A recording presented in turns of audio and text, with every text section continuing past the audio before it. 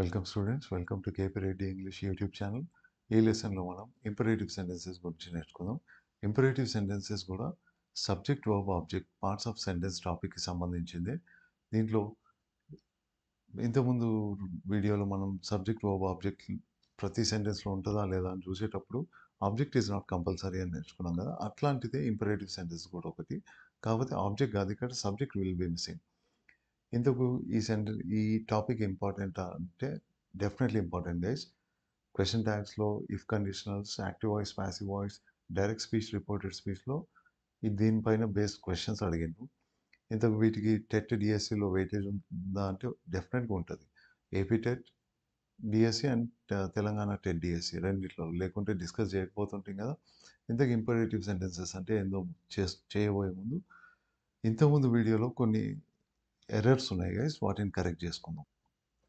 ఆ ఎర్రర్స్ ఏంటివంటే ఆ వీడియోలో 17 minutes 25 seconds నుంచి 19 minutes 50 seconds వరకు సుమా ఈజ్ బ్యూటిఫుల్ అనే సెంటెన్స్ని అనలైజ్ చేసుకుంటూ ఇట్లా చెప్పుకున్నాం కదా. Is the verb, Suma is the subject, beautiful అన్నది అడ్జెక్టివ్. ఆల్రైట్, ఒకవేళ ఇక్కడ బ్యూటిఫుల్ లేకుండా మనకు వేరే ఏదైనా నౌన్ వచ్చింటే కనుక as it is Suma is beautiful, object is missing అని డిస్కస్ చేసినాం. ఎందుకు? వర్బ్కి రైట్ సైడ్ అడ్జెక్టివ్ వచ్చింది కాబట్టి, అడ్జెక్టివ్ ఆబ్జెక్ట్ కాలేదు కాబట్టి అది అడ్జెక్టివ్ అని చెప్పుకున్నాం. దాంతోపాటు అక్కడ కనుక ఒక నౌన్ వచ్చింటే ఆ నౌన్ ఆబ్జెక్ట్ అయ్యేది అని డిస్కస్ చేసినాం. కానీ గైస్ అది నౌన్ అయినా కూడా ఆబ్జెక్ట్ కాకపోతుంది. ఎందుకు అంటే is the linking verb, right? Linking వర్బ్కి రైట్ సైడ్ అడ్జెక్టివ్ రావచ్చు, లేదా నౌన్ ఆర్ ప్రొనౌన్ రావచ్చు. ఎట్లా వచ్చినా కూడా అవి ఏమైతే ఆ అడ్జెక్టివ్ లేదా నౌన్ ఆర్ ప్రొనౌన్ ఆబ్జెక్ట్ కాకుండా కాంప్లిమెంట్స్ అవుతాయి, రైట్? కాంప్లిమెంట్స్. సో లింకింగ్ వర్బ్స్కి ఆబ్జెక్ట్స్ ఉండవు. నౌన్ వచ్చినా కూడా వర్బ్కి రైట్ సైడ్ ఆబ్జెక్ట్ ఉండదు, అది కాంప్లిమెంట్ అని గుర్తుపెట్టుకోండి. అట్లనే 20 minutes 28 seconds దగ్గర మనకు ఎస్టర్డే వాజ్ మండే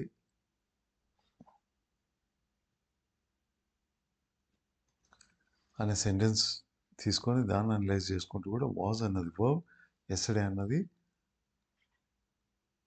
ఇది నౌన్ కాబట్టి సబ్జెక్ట్ లాగా పనిచేస్తుంది. వర్బ్కి లెఫ్ట్ సైడ్ ఉన్న సాధారణంగా సబ్జెక్ట్ అవుతుంది. మండే వర్బ్కి రైట్ సైడ్ ఉన్నది, మండే అన్న నౌన్ ఆబ్జెక్ట్ లాగా పనిచేస్తుంది అని చూసినాం అక్కడ. కానీ గైస్ లింకింగ్ వర్బ్స్ విషయంలో ఆబ్జెక్ట్స్ ఉండవు. Was is also linking verb, be form verb. ఇక్కడ ఏముంది? మండే అన్న నౌన్ వచ్చినా లేదా ఏదైనా అడ్జెక్టివ్ వచ్చినా కూడా object will not be there, it is complement అని గుర్తుపెట్టుకోండి. ఈ రెండు ఎగ్జాంపుల్స్కి explanation, correct explanation is this one. నేను ఆ వీడియోలో పిన్ కామెంట్ ఒకటి పెట్టినా, ఒకసారి అది చూసుకోండి. ఓకే, సెంటెన్సెస్ ఇచ్చిన, దాంతోపాటు టైమ్ స్లాట్స్ కూడా ఇచ్చిన. ఆల్రెడీ గైస్ టైమ్ స్లాట్ కూడా ఇచ్చిన. మీకు ఏమైనా డౌట్ ఉంటే ఆ వీడియోలో అక్కడ పోయి కరెక్ట్ చేసుకోండి. నా ఎక్స్ప్లెనేషన్ వినుకుంటూ ఈ కరెక్ట్ ఎక్స్ప్లెనేషన్ గుర్తు తెచ్చుకొని నోటీస్ చేయండి. Alright, so now we will go into the topic of discussion of this video. అదేంటి అని అంటే ఇంపరేటివ్ సెంటెన్సెస్. సి గైస్, ఇంతకుముందు మనం సబ్జెక్ట్, వర్బ్, ఆబ్జెక్ట్ స్ట్రక్చర్ గురించి స్టడీ చేసుకుంటూ సెంటెన్స్, ఇంగ్లీష్లో సెంటెన్స్ సబ్జెక్ట్, వర్బ్, ఆబ్జెక్ట్ స్ట్రక్చర్లో ఉంటుంది. Object is not always compulsory. And ఇది మాత్రమే కాకుండా అడ్జెక్టివ్స్ రావచ్చు, అడ్వర్బ్స్ రావచ్చు, అడ్వర్బ్స్ సింగిల్ అడ్వర్బ్స్ లాగా రావచ్చు, preposition plus noun, prepositional phrase, adverb phrase లాగా పనిచేయచ్చు అని డిస్కస్ చేసినాం, right? They are not compulsory. Okay, what is compulsory in sentence? Subject and verb. ఇది చూసాం కదా గైస్. ఇప్పుడు ఇంపరేటివ్ సెంటెన్సెస్లో మనకు సెంటెన్స్ ఎట్లుంటుంది అని అంటే, ఇంతకుముందు కొన్ని ఎగ్జాంపుల్స్ చూసినాం. మైండ్ యువర్ బిజినెస్, ఇంకోటి బీ కేర్ఫుల్. ఇట్లాంటి సెంటెన్సెస్ చూసినాం. Mind your business, be careful, right? ఇవి live questions and be careful అని ఏదో సెంటెన్స్ ఇచ్చిండు. ఆల్రైట్ గైస్, ఇప్పుడు ఈ సెంటెన్సెస్ ఎట్లా స్టార్ట్ అయినాయి, వీటి గురించి మైండ్ యువర్ బిజినెస్లో అనేది identify the sentence in which the word mind is used as a verb అని. అట్లనే బీ కేర్ఫుల్ అనే సెంటెన్స్లో కేర్ఫుల్ అండర్లైన్ చేసి what is the part of speech of this word careful అని చెప్పి అడిగింది, రైట్? దీన్ని ఎట్లా అనలైజ్ చేసినాం? ఓకే, ఇప్పుడు దాని అనాలిసిస్ని ఎక్స్పాండ్ చేస్తాం మనం. సి గైస్, ఇంపరేటివ్ సెంటెన్సెస్ ఎప్పుడు కూడా V1 వర్బ్తో స్టార్ట్ అవుతాయి. V1 వర్బ్ దాని తర్వాత ఆబ్జెక్ట్ ఉండొచ్చు, ఉండకపోయిండొచ్చు. దాని తర్వాత అడ్వర్బ్, అడ్జెక్టివ్, సెంటెన్స్ టైప్‌ని బట్టి అడ్జెక్టివ్ ఉండొచ్చు లేదా అడ్వర్బ్ ఉండొచ్చు. వాటికి ఆబ్జెక్ట్ కూడా ఉండొచ్చు, ఉండకపోయిండొచ్చు. Alright guys. మీకు ఇట్లా కనిపిస్తాయి V1 వర్బ్. ఓకే. ఇది V1 వర్బ్ ఇక్కడ వచ్చినప్పుడు వాట్ ఈస్ మిస్సింగ్ ఇక్కడ మనకు? సబ్జెక్ట్ ఈస్ మిస్సింగ్ కదా! సబ్జెక్ట్ ఈస్ మిస్సింగ్ కదా! సబ్జెక్ట్ లేని సెంటెన్సెస్ ఉంటాయా గైస్? ఇది V1 వర్బ్ కావాలంటే మిస్సింగ్ సబ్జెక్ట్ ఉంటే గనుక అది వర్బ్ పొజిషన్‌లో ఎట్లొస్తది? V1 వర్బ్ ఎప్పటికి కూడా వర్బ్ పొజిషన్‌లో మాత్రమే వస్తది కదా! అనే డౌట్ రావచ్చు మీకు. That is a very good doubt guys. Forms of వర్బ్స్‌లో మనం చూసినాం. V1 వర్బ్ ఎప్పుడు కూడా వర్బ్ పొజిషన్‌లో వస్తది అని. ఓకే. ఈ V1 వర్బ్ పొజిషన్‌లో వచ్చినప్పుడు దానికి సబ్జెక్ట్ లేకుండా ఎట్లుంటది? సీ గైస్, ఇక్కడ సబ్జెక్ట్ కనిపియట్లేదు అంతే. అది మిస్సింగ్ అని కాదు. ప్రతి V1 వర్బ్‌తో స్టార్ట్ అయిన సెంటెన్స్ ఏదైనా సరే అది ఇంపరేటివ్ సెంటెన్స్ అయితది. ఆ ఇంపరేటివ్ సెంటెన్స్‌కి ముందు ఎప్పుడు కూడా మీకు V1 వర్బ్‌కి ముందు యు అనే ఇన్విజిబుల్ సబ్జెక్ట్ ఉంటది. కనిపియని సబ్జెక్ట్. కనిపియదు కానీ అక్కడ ఉంటదది. ఓకే. కనిపియకపోయినా ఉంటది. Alright guys. ఇంతకీ ఇంపరేటివ్ సెంటెన్సెస్ ఎందుకోసం యూజ్ చేస్తామంటే కమాండ్స్, రిక్వెస్ట్, ఆర్డర్స్, సజెషన్స్ ఇట్లాంటి వాటికి యూజ్ చేస్తాం. ఇవన్నీ మీరు ఎవరికిస్తారు? మీరు ఎవరితో మాట్లాడుతుంటే వాళ్ళకిస్తారు. మీరు మాట్లాడుతుంటే మీరు ఫస్ట్ పర్సన్, మీరు ఎవరితో మాట్లాడుతుంటే వాళ్ళు ఏమైతారు మీకు? సెకండ్ పర్సన్ అయితారు కదా! సో, ఫస్ట్ పర్సన్, సెకండ్ పర్సన్‌తో మాట్లాడేటప్పుడు సెకండ్ పర్సన్‌ని ఉద్దేశించి చెప్పే పదాలే సెంటెన్సెసే కమాండ్స్, రిక్వెస్ట్, ఆర్డర్స్ లేదా సజెషన్స్ అయితాయి. ఓకే. యెస్. అవి మీరు వాళ్ళకి చెప్తున్నారని వాళ్ళకు తెలుసు, మీకు తెలుసు. అట్లాంటప్పుడు యూ అనే పదాన్ని ఫస్ట్ పర్సన్, సెకండ్ పర్సన్ ఉద్దేశించి మాట్లాడడానికి ఏ పదం వాడతాడు? యూ అనే ప్రొనౌన్ వాడతాడు. రైట్? ఈ ప్రొనౌన్‌ని స్పెసిఫిక్‌గా అంటే ప్రత్యేకించి చెప్పాల్సిన అవసరం లేదు. ఇంగ్లీష్‌లోనే కాదు, ఏ లాంగ్వేజ్‌లో అయినా కూడా ఆబ్వియస్ థింగ్స్‌ని మనం వదిలిపెట్టేస్తాం గైస్. ఆబ్వియస్ థింగ్స్ అని అంటే ఈజీగా అర్థమయ్యేటివి. వాళ్ళని ఉద్దేశించి మాట్లాడుతున్నాం, వాళ్ళతోనే మాట్లాడుతున్నాం, వాళ్ళకే చెప్తున్నాం అని వాళ్ళకు తెలుసు, మనకు తెలుసు. అట్లాంటప్పుడు దాన్ని స్పెసిఫిక్‌గా పలకాల్సిన అవసరం లేదు. అందుకని ఇక్కడ యూ అనే subject will be invisible. So, me clue ఏంది? ఏదైనా సెంటెన్స్ డైరెక్ట్‌లీ V1 వర్బ్‌తో స్టార్ట్ అయింది. ముందు సబ్జెక్ట్ లేదు, ఏమీ లేదు అనంటే అక్కడ సబ్జెక్ట్ ఉంటది. కంపల్సరీ ఉంటది. కనిపియట్లేదు. ఆ కనిపియని సబ్జెక్ట్ ఏది అనంటే సెకండ్ పర్సన్‌ని రెఫర్ చేయడానికి మనం వాడే ప్రొనౌన్ యూ అయుంటది. Alright guys. సో, ఇట్లాంటి సెంటెన్సెస్‌ని మనం ఏమంటాం? ఇంపరేటివ్ సెంటెన్సెస్ అని అంటాం. ఆల్రైట్. దీని స్ట్రక్చర్ ఎట్లుంటది? V1 వర్బ్‌తో స్టార్ట్ అయితది. అండ్ మీకు పక్కన ఆబ్జెక్ట్ ఉండొచ్చు, ఉండకపోయిండొచ్చు. That's not compulsory. ఇంతకుముందు చూసినాం కదా! దాని తర్వాత అడ్జెక్టివ్ ఉండొచ్చు, అడ్వర్బ్ ఉండొచ్చు, లేదా ప్రిపోజిషన్‌తో పాటు దాంతో పాటు వచ్చిన నౌన్ అడ్వర్బ్ ఫ్రేజ్‌లాగా పనిచేసే పదాలు కూడా ఉండొచ్చు. దే are not compulsory guys. Okay. కొన్ని ఎగ్జాంపుల్స్ చూద్దాం. Close the door. క్లోజ్ అనే V1 వర్బ్ ఉంది. ద డోర్ అనే ఆబ్జెక్ట్ ఉంది. సో, ఏదైనా సెంటెన్స్ డైరెక్ట్‌లీ V1 వర్బ్‌తో స్టార్ట్ అయితే మీకు ముందు ఏం డౌట్ రావాలా? దీని సబ్జెక్ట్ ఏది? ఆ సబ్జెక్ట్ ఎప్పుడు కూడా ఏమైతది? Second person you. సింగులర్ గాని, ప్లూరల్ గాని. ఆల్రైట్. అట్లనే ఇదేమైతే సబ్జెక్ట్ అయితది. అట్లనే మీట్ శ్యామ్. మీట్ అన్నది V1, శ్యామ్ అనే నౌన్ ఆబ్జెక్ట్ లాగా పనిచేస్తుంది. ఆల్రైట్. ఇక్కడ కూడా ఇన్విజిబుల్ సబ్జెక్ట్ అదేమై ఉంటది? You. What is your clue guys? This V1 verb is your clue. Alright. Call him after office. ఇది కూడా V1 verb.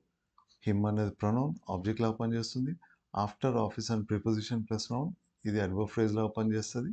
Right. Adverb phrase. ఇక్కడ కూడా ఇన్విజిబుల్ సబ్జెక్ట్ ఏమై ఉంటుంది? యూ అయి ఉంటుంది. What is your clue? What is your clue? Call అనే V1 verb. The same is the case with all the remaining examples. V1 verb, object, neatly అన్నది adverb అవుతుంది. అట్లనే ఇక్కడ కూడా ఇన్విజిబుల్ సబ్జెక్ట్. అది కనిపించట్లేదు. Don't think it is missing guys. Just కనిపించట్లేదు అంతే. Obvious things are left out in English, not just in English, in any other language. Alright guys. You be careful ఇట్లా చెప్పొచ్చు, లేదా సింప్లీ బీ కేర్ఫుల్ అని కూడా start చేయొచ్చు. Be careful ఎట్లా రాసినా కూడా the meaning is same. Be careful out there. Alright. Be అన్నది V1 వర్బ్. బీ ఫార్మ్ వర్బ్స్లో V1 వర్బ్. అట్లాంటప్పుడు ఇక్కడ ఇన్విజిబుల్ సబ్జెక్ట్ ఉంటుంది. ఓకే, అప్పుడు కేర్ఫుల్ ఏమవుతుంది, ఇది యాక్చువల్లీ మీకు అడిగిండు. ఓకే, 2018లో అనుకుంటా అడిగిండు, కేర్ఫుల్ని అండర్లైన్ చేసి identify the part of speech of the underline word careful అని అడిగిండు. ఓకే, బి అన్నది లింకింగ్ వర్బ్, రైట్? లింకింగ్ వర్బ్కి రైట్ సైడ్ నౌన్ ప్రొనౌన్ రావచ్చు లేదా అజెక్టివ్ రావచ్చు. కేర్ఫుల్ అన్నది ఆబ్వియస్లీ నౌన్ ప్రొనౌన్ కాదు కాబట్టి దీని అజెక్టివ్ అని డిసైడ్ చేసినాం. ఇప్పుడు 2018 టెట్ పేపర్ 2లో అడిగిన క్వశ్చన్ చూద్దాం. What is the question?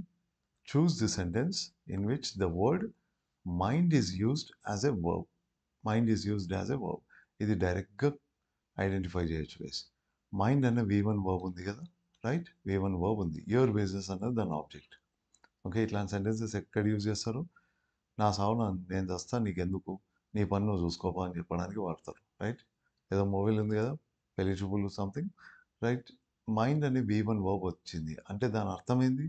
Sentence directly V1 వర్బ్తో start అయితే what is the invisible subject guys? It is you.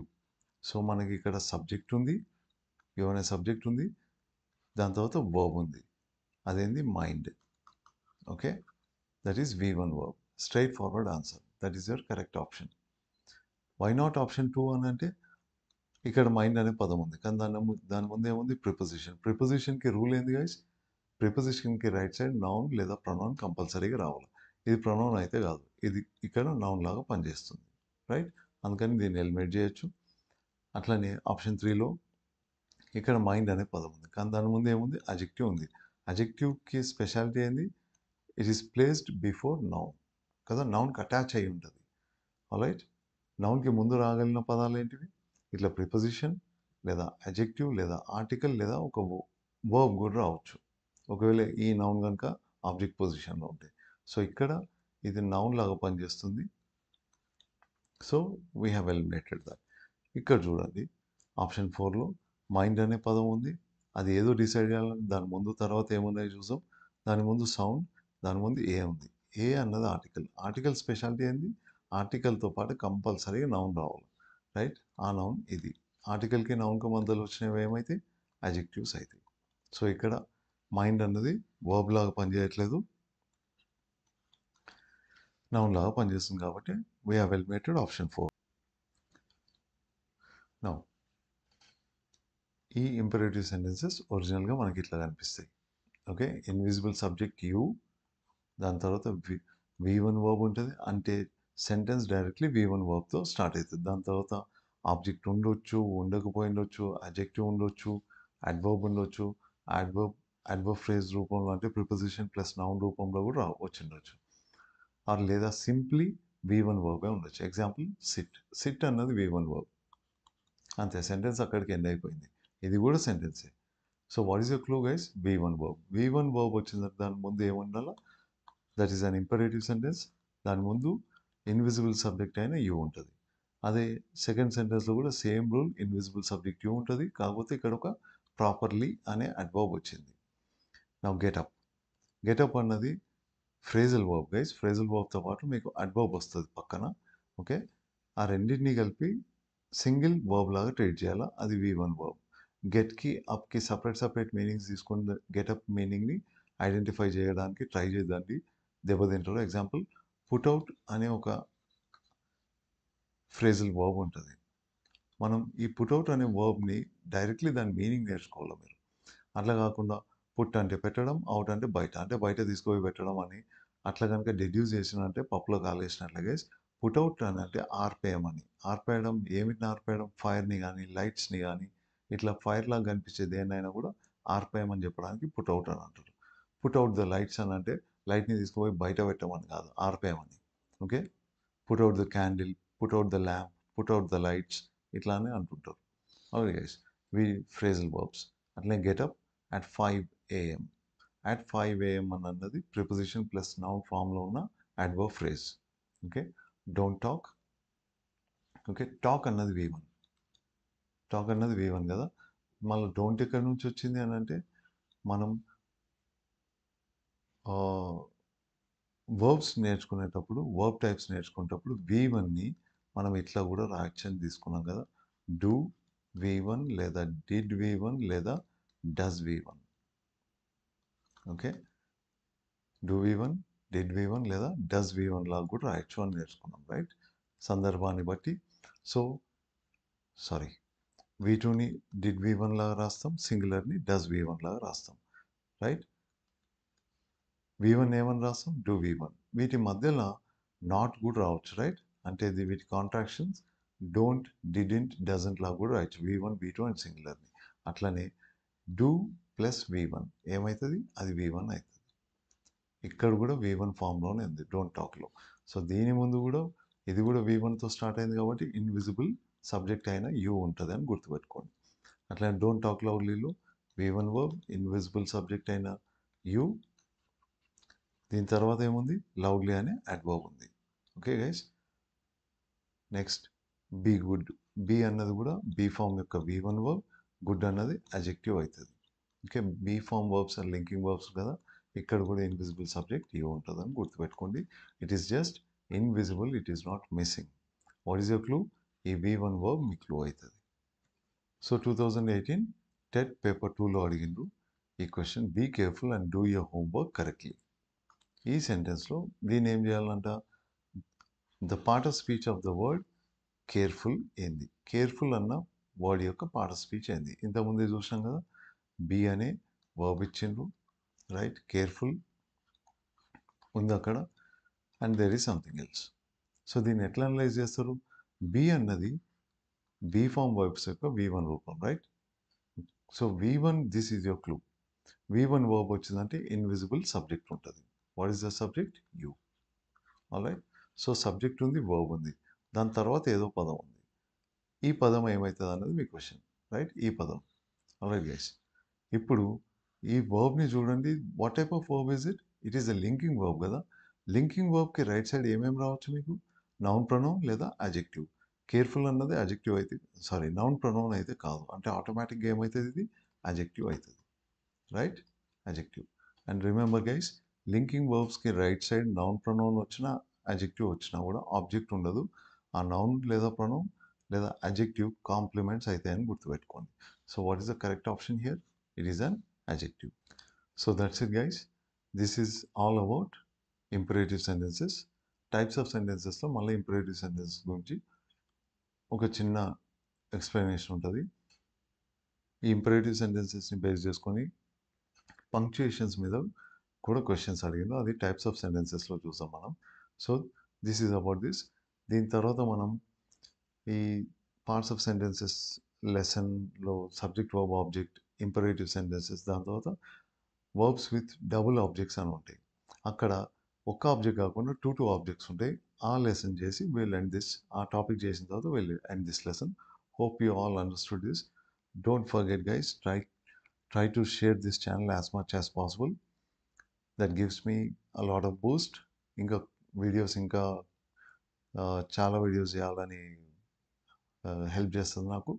Okay, like చేయండి ప్రతి వీడియోని. అండ్ యూట్యూబ్ ఆల్గారిథాన్ని బీట్ చేయాలంటే ఒక్క వీడియో చూసి వదిలేదాన్ని గైస్. నా ఛానల్కి వచ్చిందంటే ఒక వీడియో చూస్తే నా ఛానల్లోనే ఇంకో వీడియో ఇమీడియట్లీ నెక్స్ట్ చూడండి. It will help me in gaining views. This is YouTube algorithm. Okay, alright guys, thank you very much. We'll meet in the next video.